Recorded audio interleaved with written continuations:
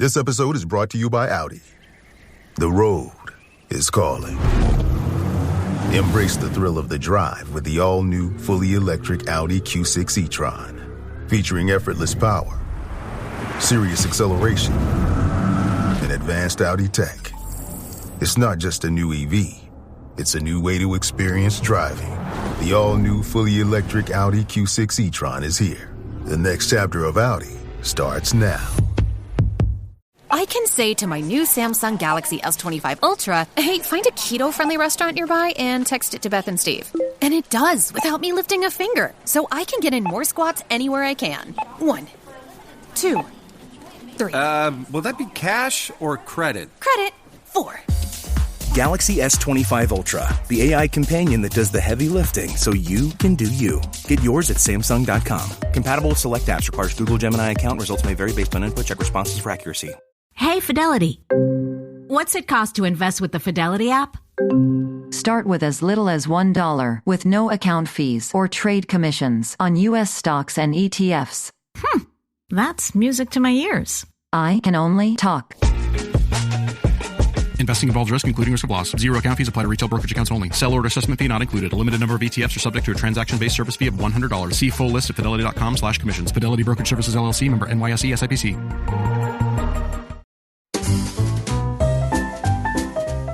You're listening to the Animation Addicts Podcast, episode 259, Disney's Golden Age.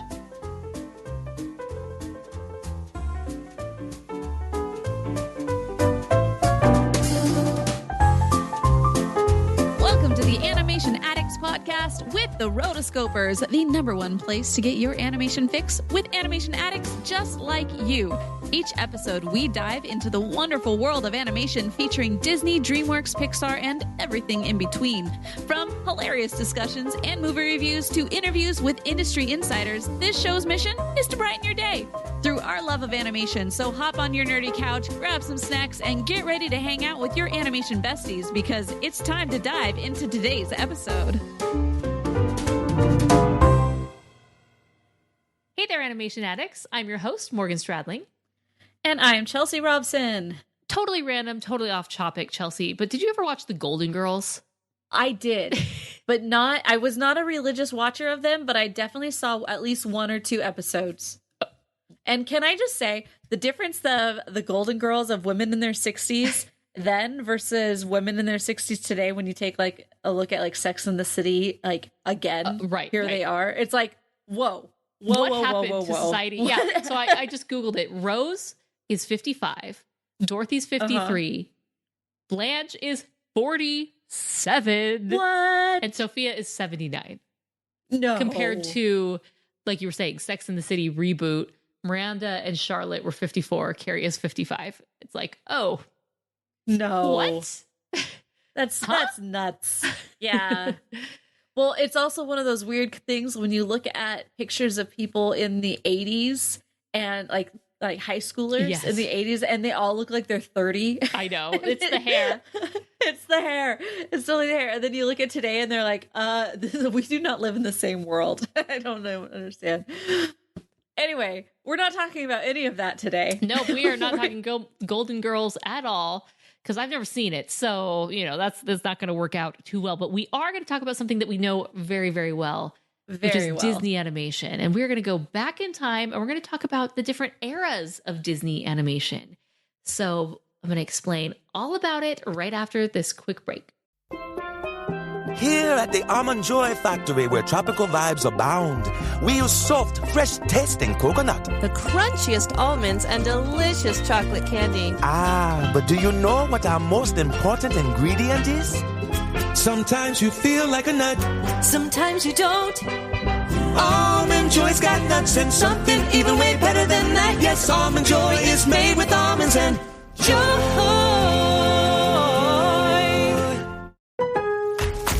Lowe's knows what makes SpringFest savings even better are member-only doorbuster deals. Right now, rewards members can save $40 on an Allen & Roth Chesler Gold faucet. Was $99, now $59. Plus, save $110 on a Cobalt 40-volt battery trimmer and blower combo kit. Was $279, now $169.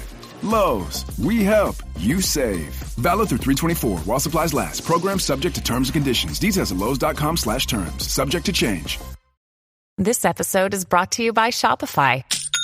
Forget the frustration of picking commerce platforms when you switch your business to Shopify, the global commerce platform that supercharges your selling wherever you sell. With Shopify, you'll harness the same intuitive features, trusted apps, and powerful analytics used by the world's leading brands. Sign up today for your $1 per month trial period at shopify.com/tech, all lowercase. That's shopify.com/tech.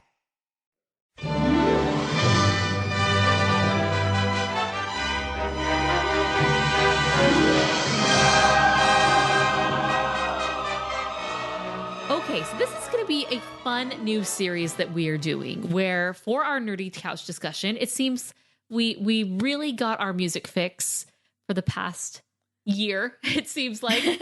But now, I mean, just to put it out there, we still have a couple music episodes. We do, and we will get to those. But now what we're going to do is we're going to look at Disney animation, and you can actually categorize the different eras, since it's been so many decades that the studio's been around, into different eras. They have different characteristics and similarities. And so this isn't something we invented. This is just something that, collectively the internet has done. So we're going to start from the very beginning. Yeah, it's kind of funny when you look at all of the different eras and be like, okay, how is it that the internet just basically came to the conclusion that this is it? Well, it's also animation historians helped curate this as well. All right. That makes more sense to have somebody like that. I'm like, how did they? But the thing is, like, nobody on the internet really contests any of these decisions. Well, like, we all look at it like, yeah, we're like, yeah, that works. We get I that. like it. Yes. Yep. So back in 2016, we did a series with our Roto writers where we called it the Disney Canon Countdown. And basically what it was is we reviewed every single Disney movie in the Disney canon. And so every day we would release one of these movies. We had this big calendar and everyone was involved. It was really great. However, as part of the Disney Canon Countdown, we broke up the different eras. And we have a nice article kind of breaking down characteristics of the era and what movies are included. So I'll include a link in the show notes so you can check that out. But let's talk about the first era. It's the very beginning. It's a very good place to start. And this is the Disney Golden Age. So this is from 1937 to 1942. And this is considered, like with the name Golden Age, this is kind of the pinnacle of Disney animation, where these films... The pinnacle meaning at the very beginning? Yeah, you just start at the top. Yeah. They were so good. These movies were so good and so amazing and so artistic and thoughtful and well done. And it's because they had groundbreaking. Yes, indeed. They had Walt Disney's touch literally on these that they're golden. They're so good, And we'll see that there's other eras. There's the Silver Age, there's the Bronze Age, there's the wartime era, and there's the Renaissance. It peaks it back up. This does happen where an artist, a creator, a studio will just have a home run at the very, very beginning, and they're constantly trying to recreate that. Other studios, maybe it takes them a little while, and then they finally have their big break, right? Disney, when it came to feature animation, now he'd been in the game a while. He'd figure it out. He'd experimented different techniques like the multi-pane camera with his shorts. So by the time it came to Snow White and the Seven Dwarfs, he really had perfected and honed everything as far as animation styles and technique, story, music was involved, and it all culminated with their very first film, Snow White and the Seven Dwarfs. I kind of feel like Rotoscopers' pinnacle was episode 1. It was all downhill from there.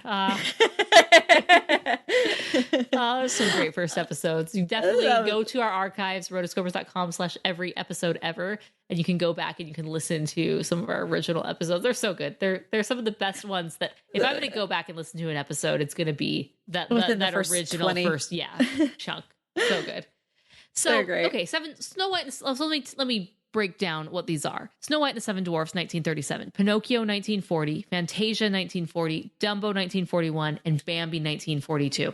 Now, something to take into account with these films, Fantasia, basically Pinocchio, Fantasia, and Bambi really, once the World War II started picking up, these films didn't do commercially as well because they weren't able to be distributed to Europe. And so that was kind of a bummer because the studio, even though these films are masterpieces, they just really struggled because they weren't able to have the money was not coming back in to reward them. The cheese.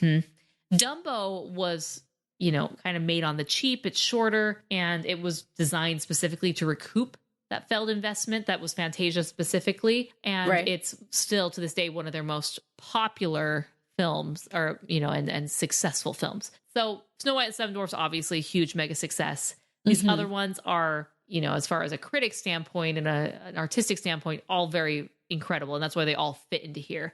Dumbo is a little, if you were to pick one that was not like the other, I'd say Dumbo, because it was a little bit more made on the cheap, but it's still a fantastic movie in a variety of ways. Yeah, it definitely doesn't have the same care that you're looking, especially when you're looking at the difference between like Pinocchio and Snow White. Oh gosh, if you're talking about animation quality and just something that like blows my mind is when you go back and that first scene of when you're going through Pinocchio and you're going through the city on the multiplay cameras and just every little detail is just phenomenal, beautiful.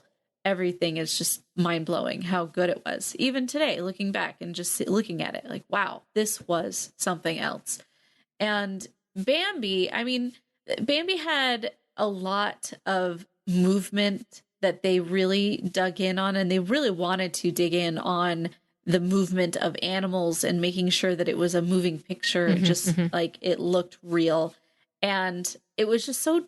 The color scheme had more of Iris Wong did a lot of the backgrounds for that, and it was very unique in his style. Yeah, the kind of these watercolor backgrounds that has a very dreamy feel. Yes, it's very effervescent, but grounded in reality. It's interesting to see the progression of the characters in Snow White and the Seven Dwarfs. Snow White, her character design is still very, I want to call it Fleischer-y, which is kind of the Betty Boop, like the big eyes and the really 30s.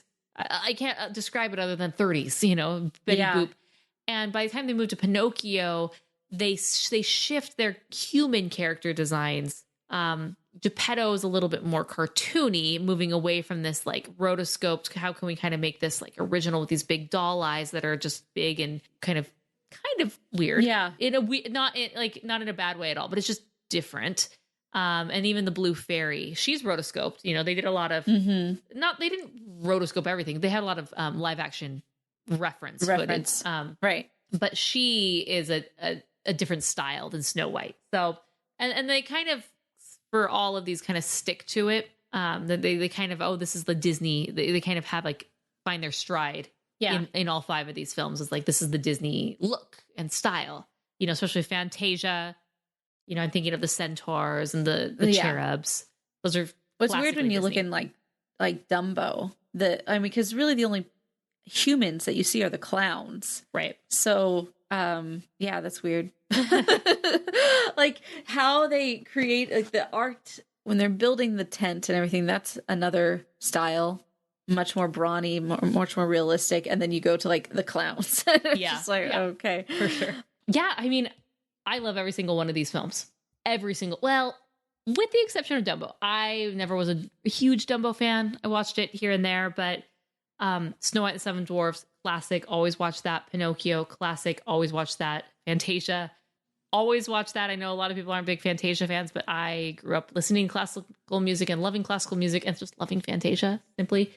Bambi, so good. And these films some of them are a little bit more serious. Bambi, it's from, if you were to put Bambi out, I'm not sure it would resonate with kids maybe in the same way, They just really wanted to make people feel really sad. You're killing his mom and now he's having to deal with that. Yep. It's just like, oh gosh, realities of life, people. Yep, exactly. Honestly, actually, I'm surprised to hear myself say this, but of the different eras, I think the Golden Age is kind of lower on my list of films that I have gone back to. And I've gone back to a handful of times to Snow White, a couple of times to Pinocchio. like 4 times, maybe, to Fantasia. I've definitely seen Dumbo a couple of times. Bambi, I think, is the one that I've seen the most, ironically enough.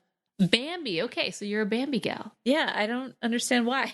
But maybe I just, of those, that I definitely feel like I've seen that one the most. Forest. Right.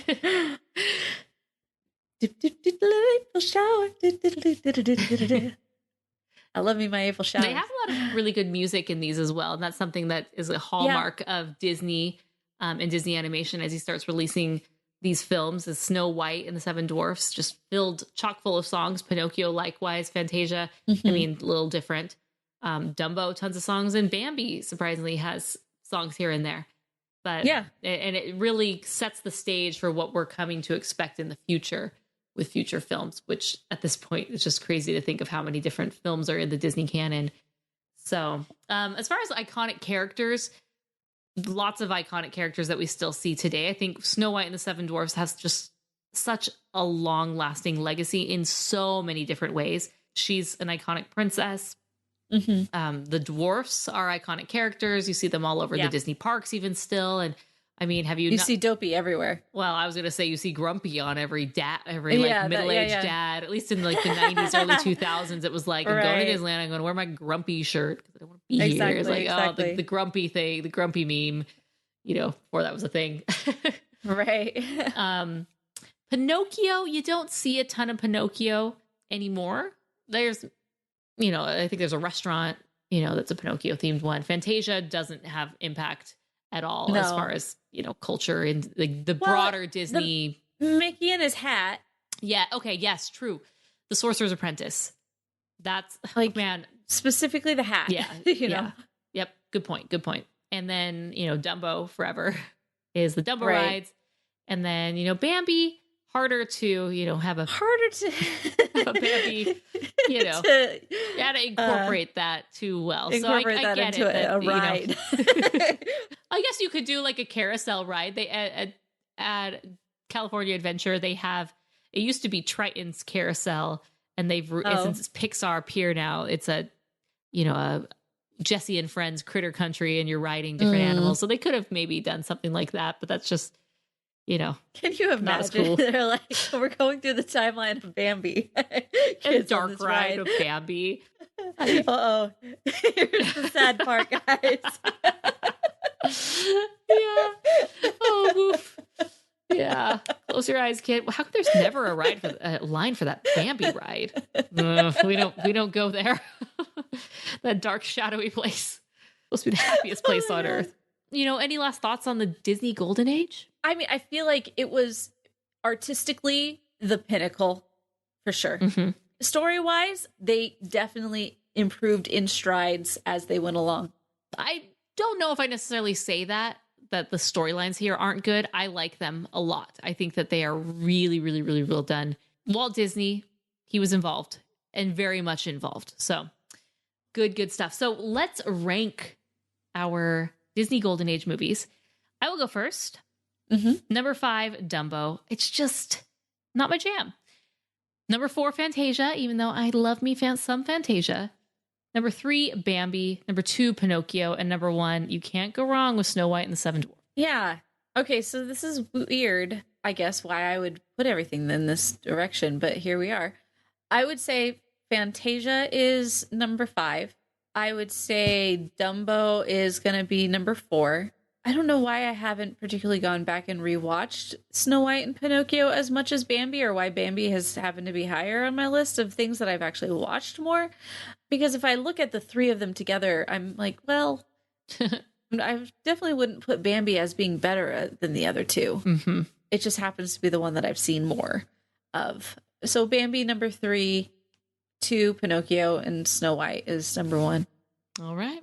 I was half expecting you to just put Dumbo as number 1, just since. Yeah. You said you liked it. I do like Dumbo. But you recognize the greatness. Yeah, no, I do recognize that, like, those things are better. Right. Like, if I'm looking at it critically, but do I go back? What my replay value is doesn't necessarily reflect critical appreciation. Right. Yep. Nice. So there you go.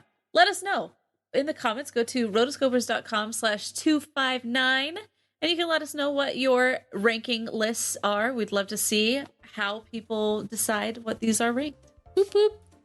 All right, so our next episode, we're actually going to jump into another Nerdy Couch discussion. We're going to talk about the wartime era. And you're probably like, the wartime era? What are they? It is a forgotten era. Sometimes people forget these movies even exist. And so that'll be interesting to talk about. We're going to talk about those ones, what makes this unique. So it's going to be a good time. So until next time, we are the Rotoscopers.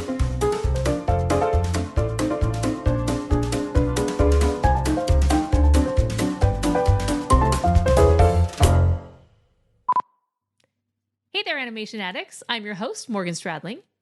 And I'm Chelsea Robson. I don't have a question. I don't have a funny thing to say. You've been listening to the Animation Addicts Podcast. If you enjoyed this episode, don't forget to subscribe and be sure to leave us a 5-star review. We're available on Apple Podcasts, Spotify, and wherever you listen to podcasts. And if you want to help spread the word, be sure to share the podcast with your friends on social media. Just don't forget to tag us at Rotoscopers on Instagram and use the hashtag Animation Addicts. For all the links and full show notes for this episode, go to rotoscopers.com/podcast. Now, if you still can't get enough for your animation fix, be sure to subscribe to us on YouTube and visit rotoscopers.com for more animation news, reviews, and interviews. Thanks for listening.